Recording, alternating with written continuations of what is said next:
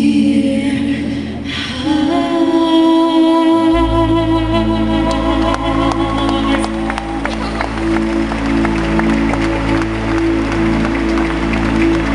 baby, Casey Concepcion. Thank you, Speaker. I love you so much. What an honor to have been able to sing that song. Alam niyo po, grabe, talagang thank you for all the love and support that you've given my mom all these years.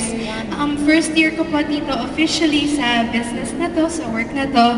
Pero times 30 po, hindi ko po ma-imagine lahat ng pinagdaanan ng mom ko, lahat ng pagmamahal na binigay niya sa inyo these 30 years. Grabe po talaga yung love namin sa inyo at nakikita po namin na mahal niyo po yung pamilya namin. So thank you for all of that.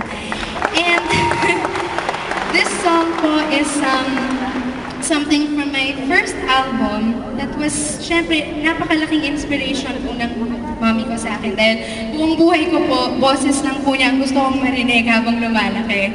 So hope you enjoy this and let's all sing together if you know this song in celebration for 30 years.